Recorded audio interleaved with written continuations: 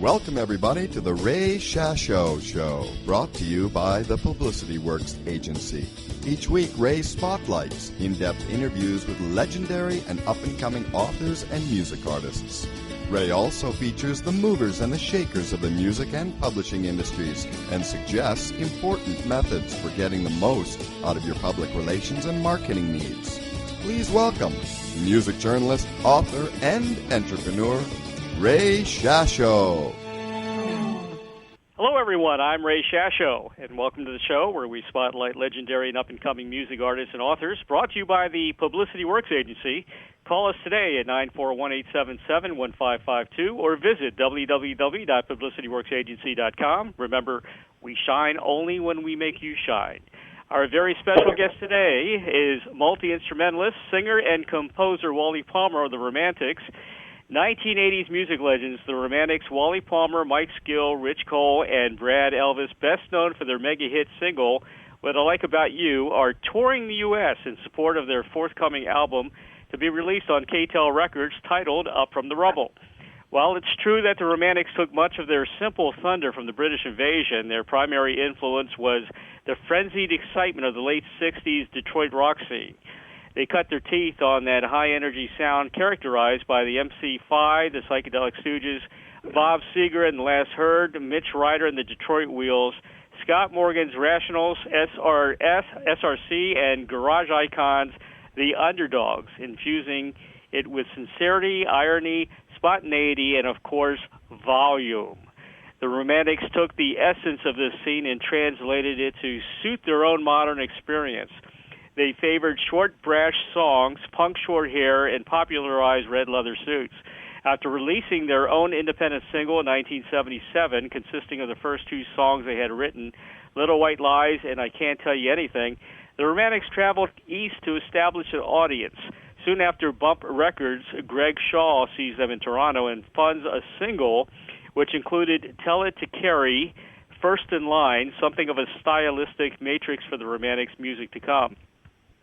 The Romantics consider themselves well removed from the Sex Pistols' negativity. They didn't want rock and roll to go away. Rather, they want, as Gill tells a reporter in '79, to still have fun with three chords.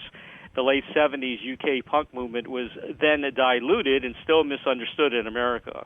Through constant touring over 3 years and meetings with CBS Brass, Nat Wise and Emperor A&R reps, they signed with Emperor Records in 1979. The original Romantics, Palmer, Gill, Cole, and Marinos released their debut LP, anchored by What I Like About You, When I Look in Your Eyes, and a cover of the Kinks' Ray Davies, She's Got Everything. The album is an exemplary pop rock period piece. The Romantics evoke a youthful portrait haunting in its innocence, a direct contrast to the tough world they know in Detroit.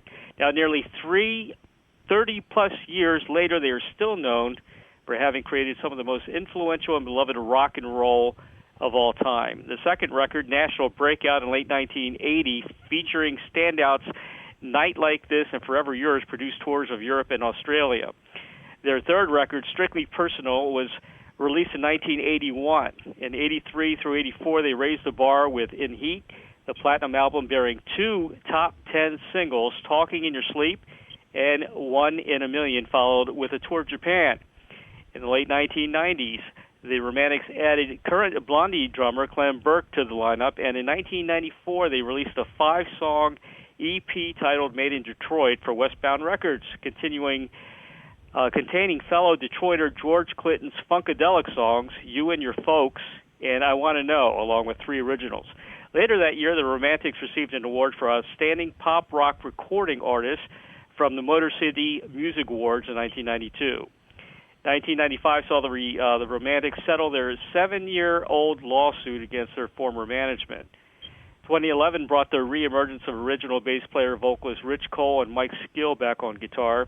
The band is now able to expand their set list and include more songs from their first 2 albums and include new and unreleased material. This now allows them to focus on more harmonies and get back to their original rock sound that established the Romantics from the beginning. Once again, much to the excitement of their fans worldwide, the Romantics Palmer, Skill, Elvis, and Cole are touring the U.S. and Europe in support of the recently released singles from their highly anticipated new album release, Up From The Rubble, for summer 2016. It is my great pleasure to welcome Wally Palmar of the Romantics to the Ray Shasho Show. Wally, thank you so much for being on the show today.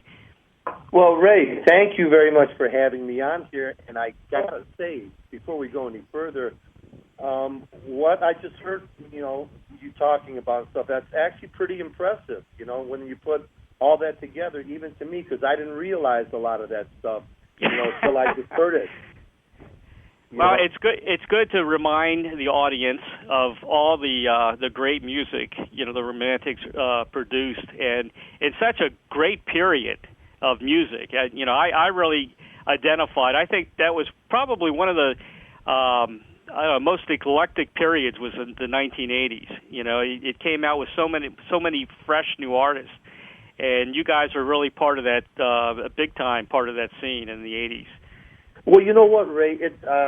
What you said is exactly correct there, because even to this day now, it seems like the 80s music of that era, music from that era is really, really popular now, and it's popular not with just the people who went through it, people who are in the grade school, high school, college, whatever, but also it's come around now to a younger audience who is also embracing that genre of music, and it's just a great thing, and we see it when we go out and we do these shows, whether we're headlining or doing shows with ourselves and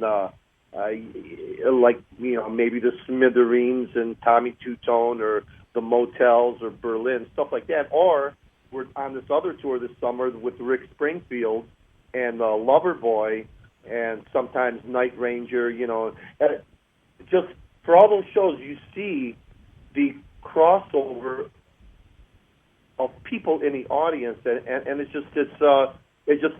a real satisfying thing to be able to see older people as well as, I don't know if they're their kids or they're just newcomers, whatever it is, but it's a great thing. Well, I'm really very excited that you guys are back. And when is the album Up From The Rubble, which is a great title, by the way? It just fits the situation just perfectly. When is the album going to be officially released?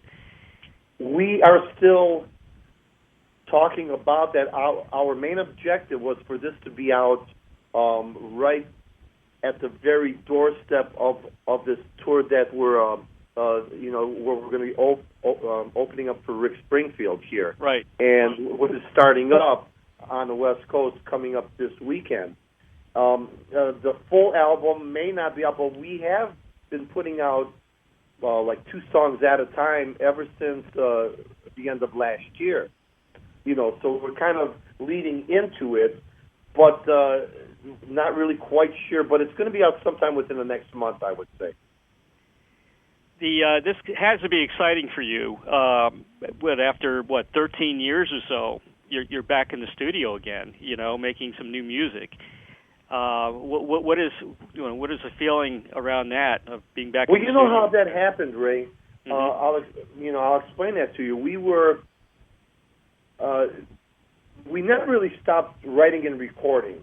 We've right. always been in the studio, but we came across through some friends of ours, and they came to us with an offer. They said, "You know what? Can you possibly go in the studio, record these songs, and we want to get these songs placed, licensed, let's just say, right?" Mm-hmm. Right. And so we took them up on the offer, and from that offer came Daydream Believer and We Gotta Get Out of This Place, which we mm-hmm. just released a couple weeks ago. Then from then, we started to record, that was one session, but that session had 4 other songs that we kind of squeezed in there and were fooling around with. And then another session about a year after that with another 4 to 6 songs that we recorded. And so we kind of pieced it together, but that's only because we have been and I really don't want to bring this up, but I'll just say it very briefly. We've been in a litigation ever since 2011. So this has been preventing us from getting things out at the speed and when we've wanted it to, and at the schedule that we've wanted. Right. So, but we were able to do this now. And the way we said, we had no idea how, for instance, those two songs, for instance, Daydream Believer and We Got to Get Out of Space, how they were going to come out. But when we did them, obviously we did them our way, and we're pretty happy with the with the way they turned out. And the rest of the upcoming album will be equally as good, you know. And then, then the originals that we also squeezed in there too for them. So it's kind of a combination of everything there. After 13 years, though, to get back to your question, it feels great. We did have 2003 or 4 was the, yeah, you're right, that was the last release. You're right, you hit it right on the nose, Ray. Awesome. Yeah. So, it's always interesting for us, but like I said, the main thing that prevented us from getting things out quicker, which we really wanted to, was this litigation, and it just took a lot of, we had to make ourselves available for that. And I forgot to mention one big thing is that we never really stopped being out on the road and doing shows and touring, which thank God that there was still a calling for us, and we were getting, offers which we couldn't turn down, so we had to squeeze studio time in between that. So we tried to make it work as best as we could. Right. Now the litigation, is that completely done? So you guys are able to move on now? Yeah. Actually, as of this day, no, it's not. It's still not. But okay. I have to believe that we will be done with everything by the end of this year, by the end of 2016. Yeah, we definitely want to see hear a lot more music from the band, because it's been a while. Oh, sure. Ray, you know what? I mean, when you go back to all the albums, the previous albums and stuff, and there's a lot of even unreleased material there, but it's a pretty impressive body of work. Yeah. Sure, it's spread out between, not between, but it's spread out over a span of, 35 years or so. Right. But still, it's a pretty impressive body of work, and we know that once we get in there, to write and then record our ideas, our songs, that I think our fans, will really appreciate it, and then we feel real good about it because we're on a creative end and we're working, and then we hopefully we'll pick up more and more fans, especially the way music is nowadays and the way radio is and everything else. You have to, you've got to get in there and you've got to show people that you're still, out there writing, recording, and touring. Yeah, and the tour that you have now, it's a pretty lengthy tour. I mean, you just finished up in Kansas City, Jackson County's 4th of July. How did that go? Who else was on the bill for that show? Members of the, I'll go from bottom to top, members of the Coast Guard, National Guard, Army, Navy, Air Force, and Marines. They were all represented. They were all represented on stage. It was a real nice event. They were on before us, and the crowd there was just showing their appreciation for the armed forces, which we all should anyways. God knows. And so it was very touching in that matter. And then we came on and we made a little bit of noise and and invited some people up on stage with us to help us out with our with our set. And then when we got everybody off, then the fireworks were on after that. So it was a very nice evening. It was really good. Yeah, it sounds like a great gig. Yeah. And then before that, we were out. We had shows with Rick Springfield the two previous nights prior to that. One outside of Chicago, and the other one outside of Akron, Ohio. So now it's continuing on to the West Coast. We've got almost 2 weeks worth of shows there, and then we're bringing it out east also. And somehow they want us to go out and do some pop festival in Brussels, Belgium in August. Oh, great. So we're going to go out and do that. Yeah, I know some people out in Belgium. There's a site called Keys and Chords in Belgium. It's a big music site over there. Oh, I got to write that down. Yeah, I'll have to tell him. As a matter of fact, after we do this show, what we do, I put this on YouTube, and it's on iTunes as well, and I send him the link, and I have a show. He follows my show over in Belgium, so they'll be able to advertise that show for you over there. So well, you know what? I can tell you that it's. Oh, wait a minute. I have to look up. I believe it's August, like 19th or 20th. Okay. That we're playing there. Great. I'll make sure he probably already knows about it to start promoting it, but I'll remind him. Well, when you talk to him, invite him down for me. Have him bring some Belgian chocolate and tell him to leave the waffles at home. Definitely. Well, it's a great tour, and I'm impressed. I mean, you got Rick Springfield on some of the gigs. You got the Smithereens. I think I saw 38 Special on a couple of gigs as well. They're on there too. But yeah, you know, Ray, I'm just going to stop you right here because it's here's the thing. We're in support of Rick Springfield. Let's get, we have to get that straight because Rick is the headliner. He's the guy who draws, and he's the great rock and roller. I got nothing but praise for him, and he's a super nice guy, and he brings it every night. And so, everybody's all amped up. But like you're saying, between Rick and then ourselves and Loverboy, and on some of the shows is Night Ranger, and some are 38 Special. We also have that group of shows, but then we branch off, and then we do these other shows with, like us, the Smithereens, Tommy Two-Tone, Marshall Crenshaw's on some of them, Berlin's on some of them, Motels are on some of them. That's great. And then the Fix are on some of these shows too.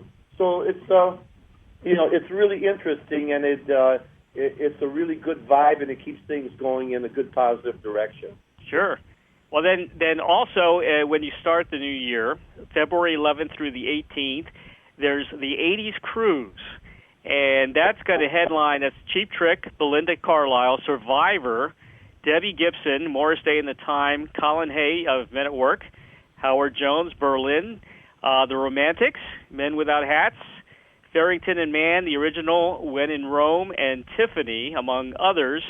That's a tour that's going with Cozumel, Grand Cayman, Ochos Rios, the Bahamas. Wow, that's awesome, man.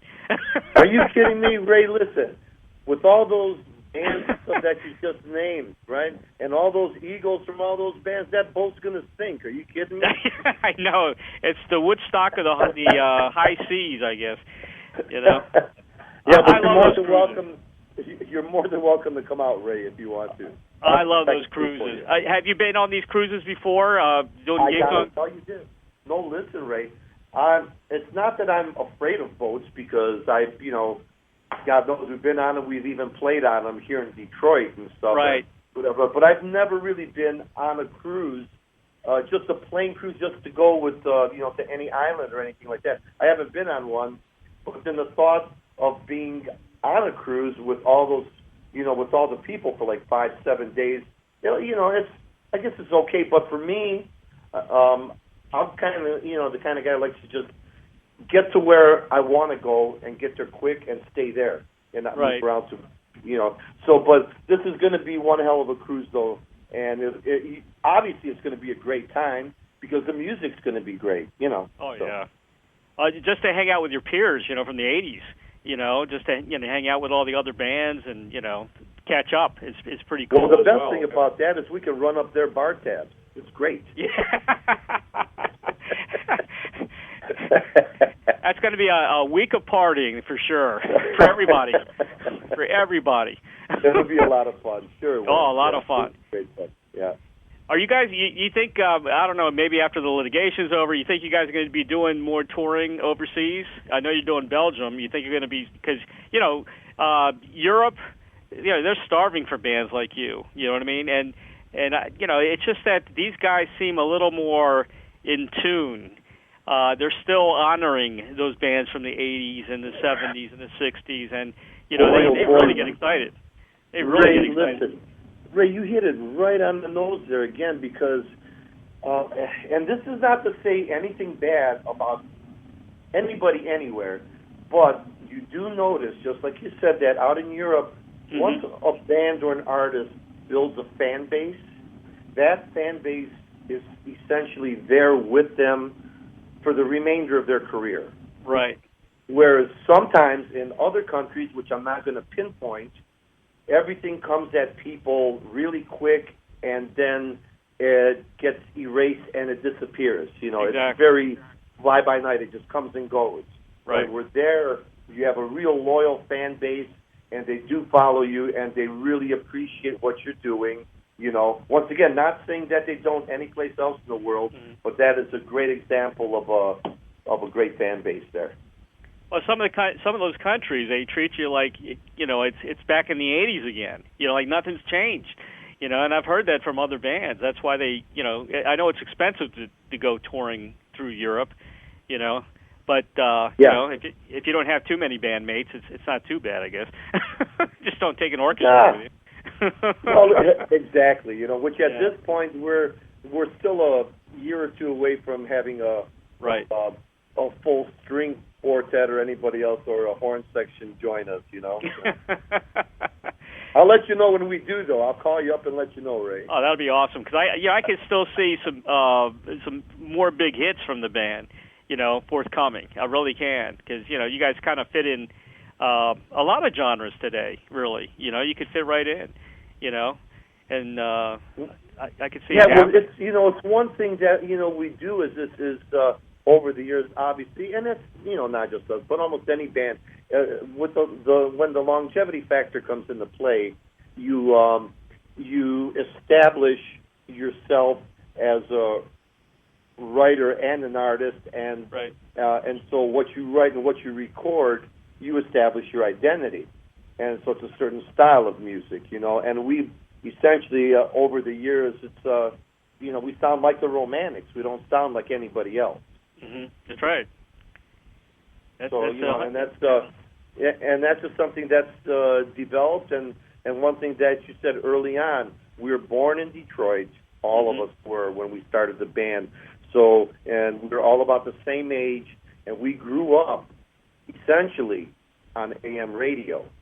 Okay? Yep. So you're talking us at that point in the mid to late '60s.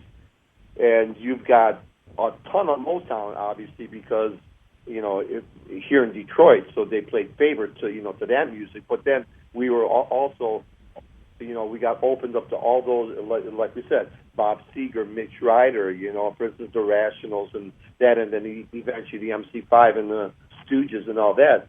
And so you put all that together in a blender, and it's embedded in everyone's DNA here from the band. Right. You put us together in the studio when we started to write and record. That's what came out. I always thought that the Rock and Roll Hall of Fame should have been in Michigan, because Michigan did so much for music. Like you said, Motown, all the garage bands that came out of there. And I still believe that it should have came from Michigan. Well, Michigan did a lot for music. I mean, it is where it is. It's I'm sure every city around the U.S. would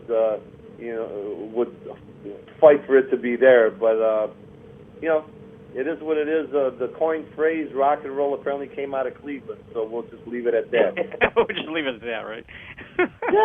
Cleveland's a great place too. I mean, for us, it's only 2.5 hours away. Are you kidding? True. When we used to start playing, that was one of the first places we'd go to, because it was that close for us to jump in a van and go. Yep. I've talked to a lot of artists from the Michigan area and friends with. I've talked to Susie Quattro. She was great. Really cool lady. I'm friends with Pete Rivera from Rare Earth, the original drummer and singer. Michigan. Yeah, and of course Mark Farner from Flint, Michigan. Mark's still great. Are you kidding me? Still great. Yeah, good guy. He sings really great good. And he plays great. Yeah. Yes, he does. when you look back, like you go on YouTube and you look back in the '80s at your style and everything. What are you thinking now? I mean, who did you guys go out and create that look, or did you were you naturally sported that look back in the '80s?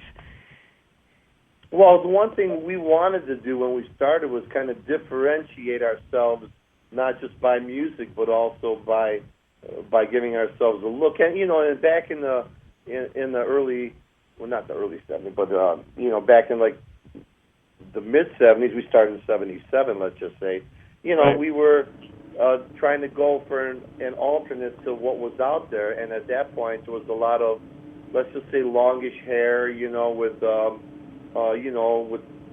bell bottoms and all this other, and this and maybe platforms may have been on their way out or something. So we wanted to go kind of opposite that. Not that, okay, here we go. Not that there's anything wrong with that, but and so when it's a crazy story because we were walking, the four of us were walking through this one city here in Detroit, and we were passed by a Salvation Army store, and sure enough, it's going to sound like it was written, but it was not written. In the window, there's 4 orange suits hanging there, but there may have been 5. But anyways, we only took 4 of them. There were 4 orange suits, the kind of iridescent, 60s style in that, which at that point was only 10, 12 years prior to that. And we looked at each other and said, man, that'd be cool to wear those. We'll get them, see how they fit, we'll get them tailored up, whatever. We started out with that, and there came the, maxi suits came from that, and it was real interesting. And we got pictures documented from when we first got them and started to wear them. And then eventually, we moved down with the objective was leather, except we couldn't afford leather at that time, so we wore vinyl.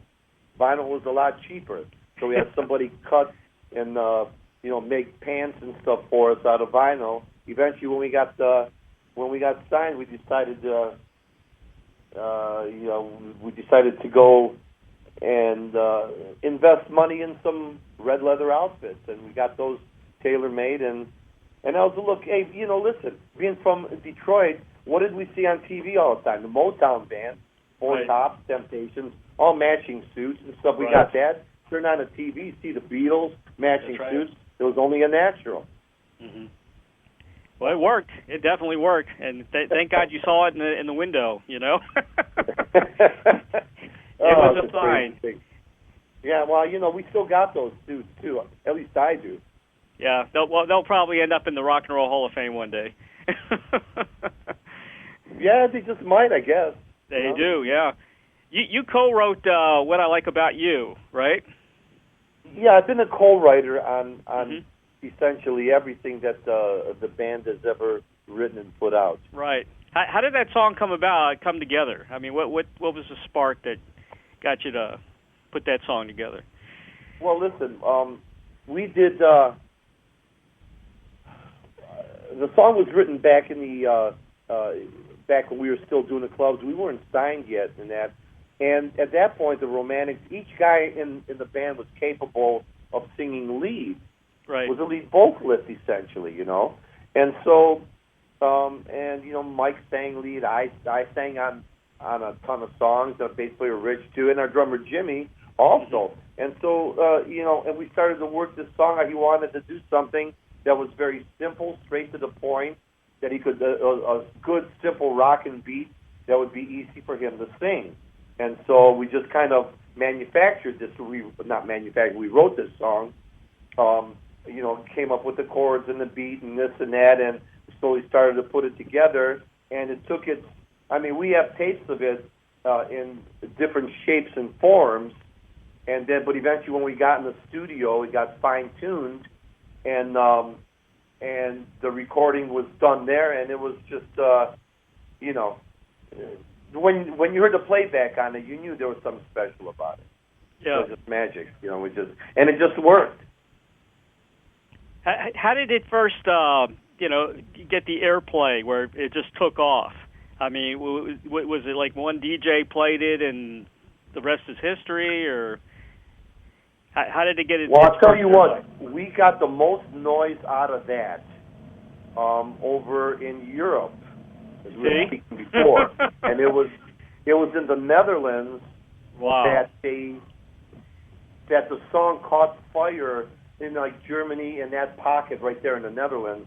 Right. And I remember them contacting us, CBS, the record label, which was CBS, Epic Portrait Associated Labels. That was us, and we were on Emperor Records. So they contacted us, and our label management said, listen, this song is really catching fire out there in the Netherlands. They don't have any footage on the band. Keep in mind, this was pre-MTV. Right. So, and in Europe at that time, they've been having, video vehicles to promote songs. They've been doing that since the 60s, But here in the States, we really weren't doing that then. So they had no footage on the band, but the song was climbing. They sent over a film crew. They filmed us doing What I Like About You and When I Look in Your Eyes. We were in L.A., I believe it was at either the Roxy or the Whiskey, one of the two. And they took that footage, total live footage, stock, I guess, and they took it there, and it worked, and it catapulted that song into the top 5. I'm not really sure how high up it went, but needless to say, it did really well out there. Then they brought us out there to do a festival and stuff and some television shows. So it caught on there, but then it started to climb here somehow, and we broke the top 40, and it was getting good, good, decent airplay.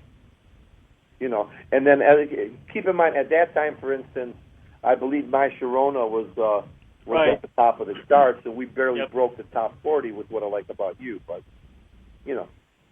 I was a DJ back then, and I was a top 40 disc jockey doing.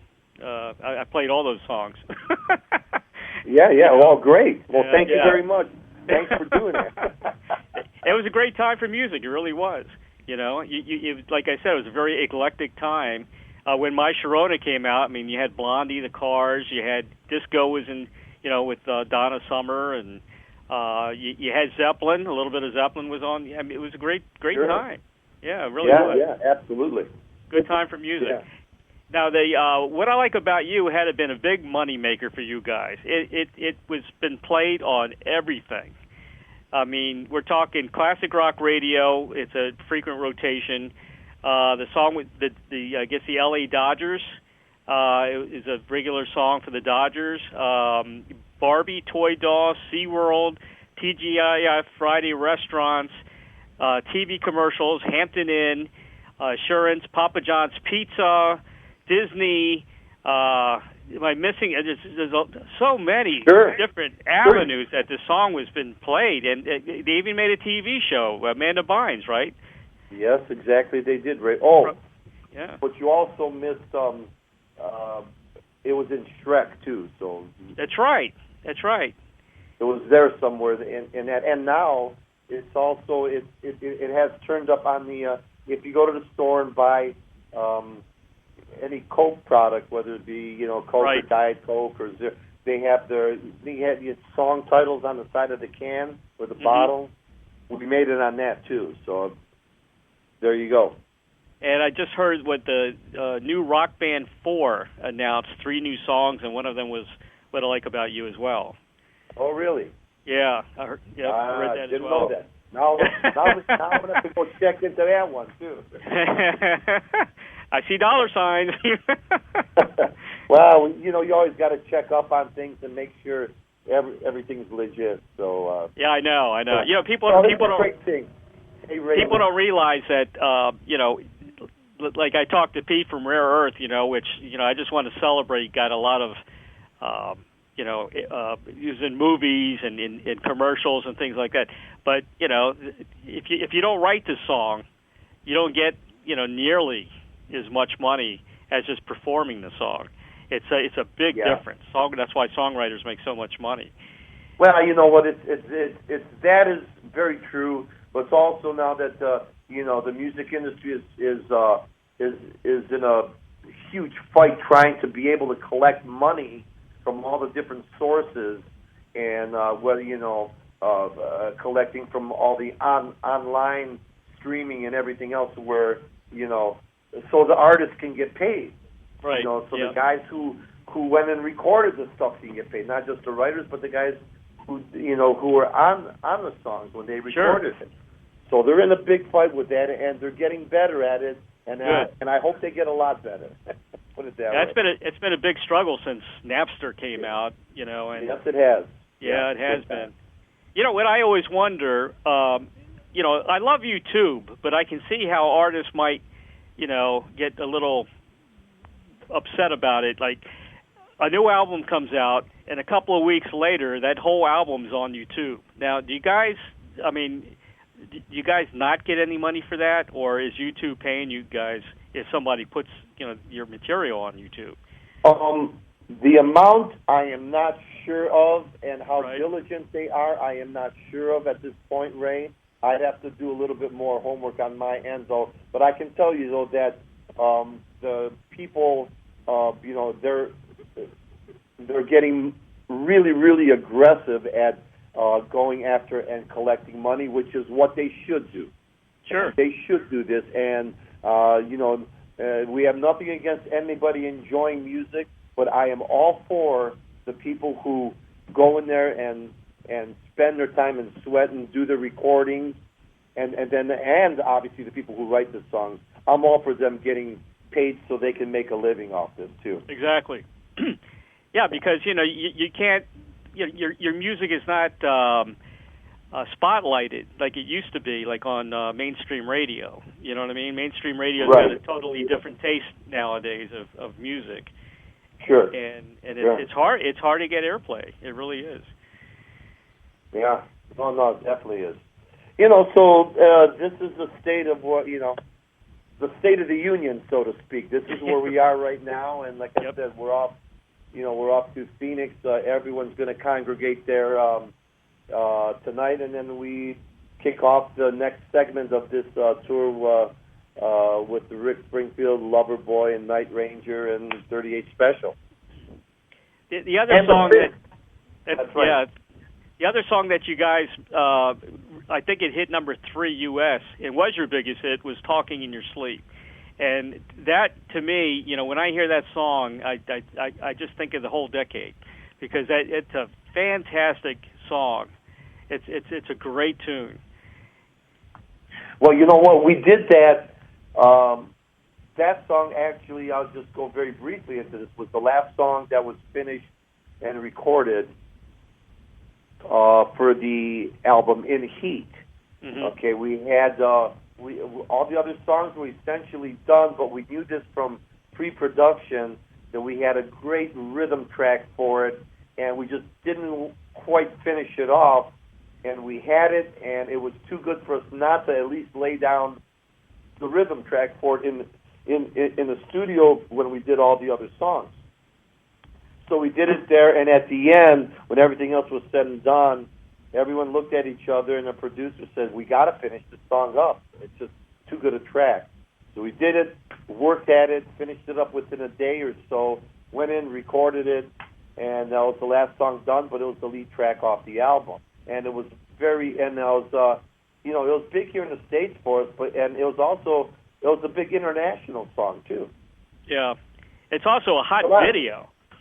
Well, listen, that song, the video, it was done here, in Detroit, and we got it from out of town, and they had it all set up for us in advance. When we got up the next day, went in, we shot the video, and there's a bunch of girls walking around in their negligees or sleeping attire is the better term to use.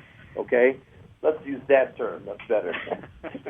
So it was an enjoyable day of recording, I guess, is what you could say. And that video got a lot of it got us a lot of airplay on MTV, because that was already big at that time, and it worked around the world too. And that song got us on.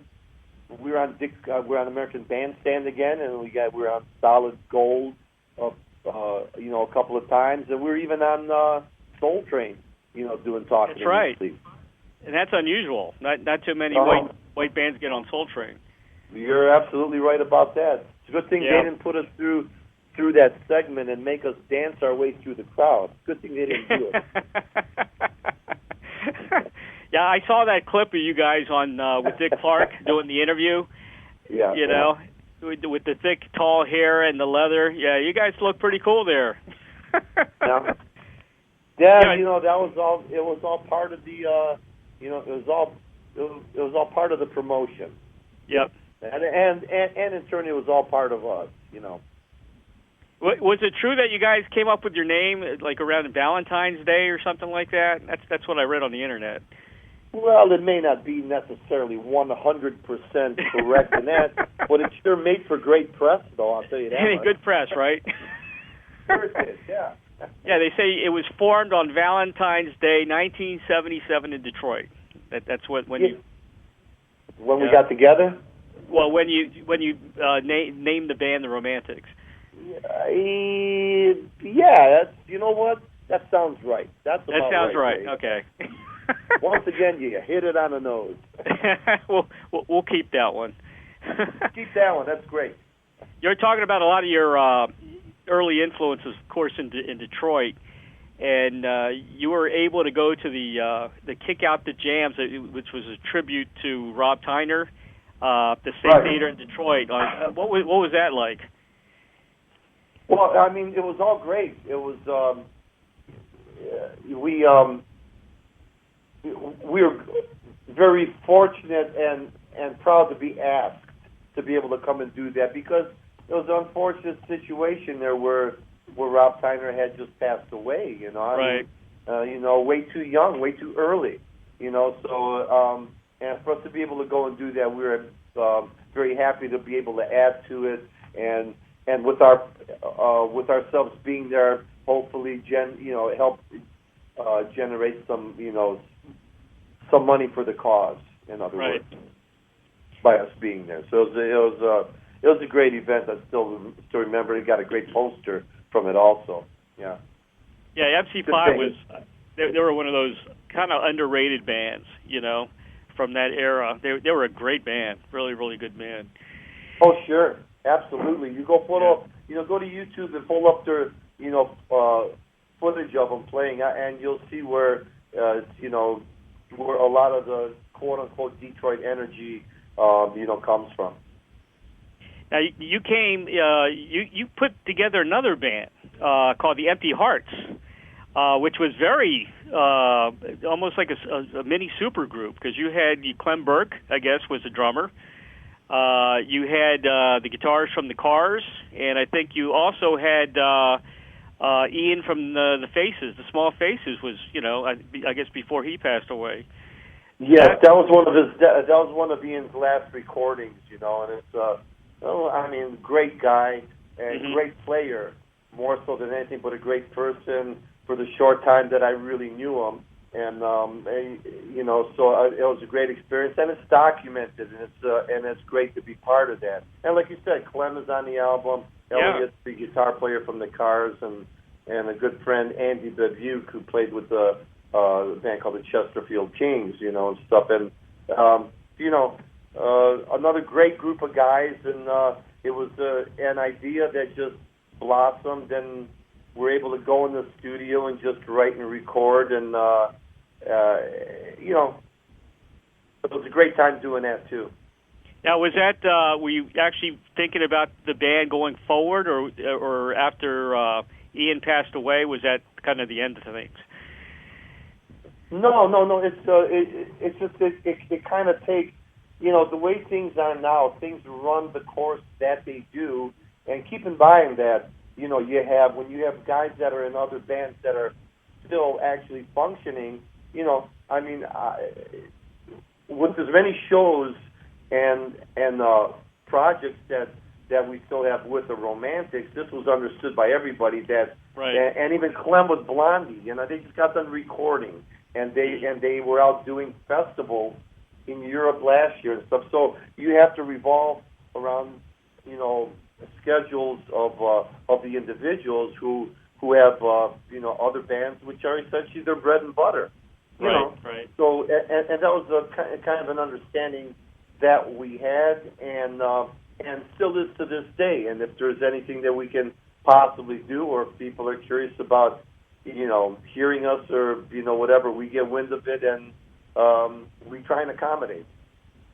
There's a lot of collaborations nowadays, which I think is really cool. Cutting an album with this guy and another guy, and then going outside the realm of their home base band and experimenting, with different, which is cool. I think that's awesome, because we're getting a lot more music that way from great artists. I think you're absolutely right about that, and there's so many different, there is a lot of that going on now, and it's not that there always has been to a certain extent, but I guess what you're saying, Ray, though, is that you see more and more of it now, and once again, it's a good thing. It's a great thing. It's a great thing, and I think you're one of those artists that I could see doing a lot more of that. Because you kind of stepped out. You got to tour with Ringo, right, and the All-Star Band. Was that back in 2010, 2011, somewhere around there? Well, 2010 and 2011. Yeah. Yes, it was those 2 years. I don't know, 2012 it was not, but 2010 and 2011. Are you kidding? Come on. For myself, Ray, just to be on stage, and then where I was on stage was, the way they had it set up was. And myself and Rick Derringer apart, and then Ringo would come right in the middle of the two of us and come up there and sing, and then when he didn't want to sing or when he wanted to go back and play drums, he'd run back and play drums, and just being on stage with them was, fantastic. It's just a really great experience, because once again, here's another guy who's just a great person, and just a funny guy. And he's great, and he's it's just he's a generous person. Mm-hmm. But best of all, just a wonderful guy. That's all. He's a damn good drummer too. Because he is a good drummer. You turn around and you watch him play. Come on, he's playing on What I Like About You. He's playing on Talking in Your Sleep, and this guy's nailing it. He's not just going through. He's hitting the drums. He's back to rocking. Good thing. Yeah, I saw the tour several times, and I was fortunate enough to cover and be a guest of the band for the last tour that came over here in Clearwater. With Greg Rowley of Santana, who I've interviewed before, and of course Todd Rundgren, who's always in the band. But they're a tight band. I mean, it's a remarkable when you watch the band live. It's almost like it's like perfect. I mean, the production, everything is just like perfect. There's no mistakes. Well, the one thing with those bands is that is with any band though. This particular band he's got out now has been together for about 4 years, I think. So right. That the more you play, obviously everything gets to be more cohesive and everything's second nature. You know what's coming up. You know who's going to do what, and it's just it just makes sense that way, and that happens, it's happening with that band, but that happens with almost any band you put together too, right? After enough rehearsal and stuff, it just gets better and better, hopefully. I think it's great just to see the talent, just the all-stars, from all these bands, and you really get your money's worth. Oh, it's good. Sure, it's good, great. I love the way they present that. It's really awesome. Here's a question, Wally. I ask everybody that I interview, and I get some very interesting answers. Yeah. If you had a Field of Dreams wish, like Field of Dreams the movie, to perform with or collaborate with anyone from the past or present, who would that be? From the past or present? Yep, they could be gone already. It's, Oh, are you kidding? I've got so many heroes. How would I even... You know what? I was at this one party when Ringo... you know what? We're just talking about Ringo, and I just realized today's the 7th, isn't it? Yes. That's his birthday today. Oh, is today Ringo's birthday? Huh. Yep. How about that? How about that? The last time when I covered the show, it was his birthday too, because everybody wished him happy birthday. Huh? Well, how about that? Yeah. See, so, but I'll just tell you this: the way to answer that question for me would be when I was at his birthday, because we played in 2010. I was at his that was his, I believe, 70th birthday or something, and he had a little get together when we played in New York City. Right, we played in New York City, and after whoever was there, a bunch of his friends and people flew in and stuff. So he had a party afterwards. And for me to get together with any one of those people that were there, I mean, McCartney was there. Talk a little bit with him. That would be obviously fantastic. Future, he's left-handed. I'm left-handed. That's why I started playing guitar in the first place. Jeff Lynne, for instance, was there. I love his stuff. Keith Richards was there. Are you kidding? All those bands from that era, I have way too many to pinpoint.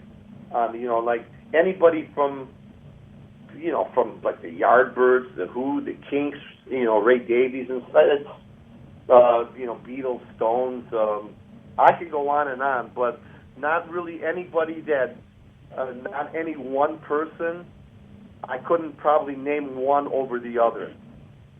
Who's the one? Who's the one guy or group or that may have influenced you as a kid? That pick up a guitar and want to be a performer, that kind of thing. Well, I kind of touched on them a little bit there from hearing all this stuff here on the radio, but then watching, for instance, watching Sunday Night Ed Sullivan and seeing the Beatles on there and stuff, and that was. And that was a huge one. That was really big right there.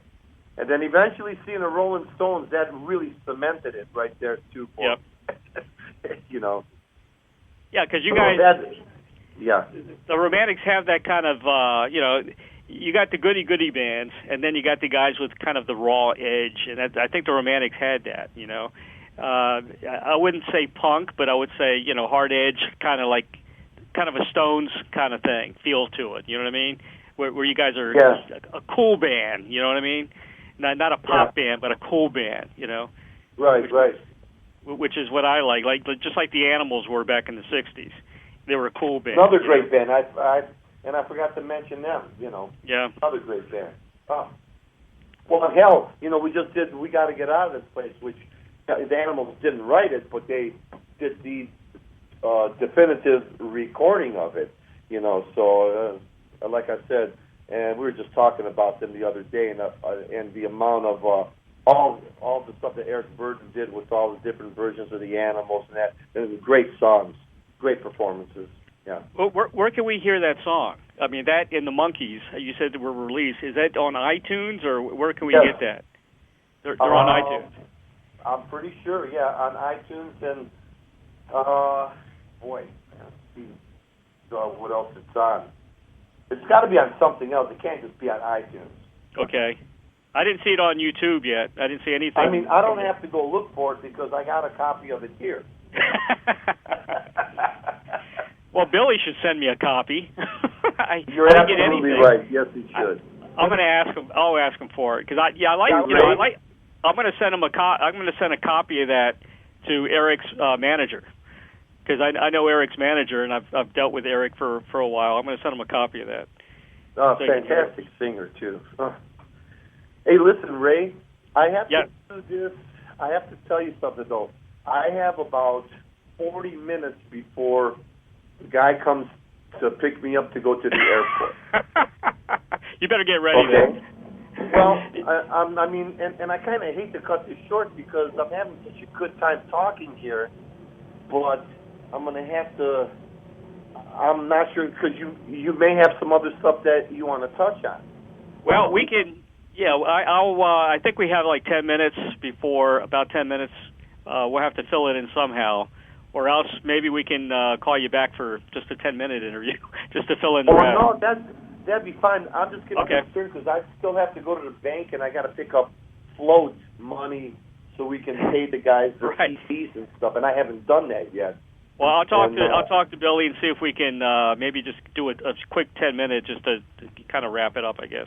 But I would be more than happy to, because okay. I don't know if Delta Airlines, I'm not sure if Delta will cooperate that much to push back the actual flight.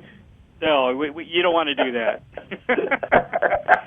Did you get the pass for the TSA? You guys got the pass where you can just walk through? You don't have to wait in line? Good. Yeah. Awesome. Well, Wally, I want to thank you so much, man, for being on the show today. We're looking forward definitely to the new album and the U.S. tour. I did not see any Florida dates, so think about that. Well, we haven't. The closest we're going to get right now, for instance, with the Rick Springfield tour, is going to be Atlanta right now. So unless something happens, I'm sure we'll let you know if we get, and I'm sure you'll find out about it if it does. Yeah, we just have to keep updated on your website, on the Romantics website, and I guess we'll have to do it that way. Right. I just wish I didn't have to go. I wish I had like an extra hour right now.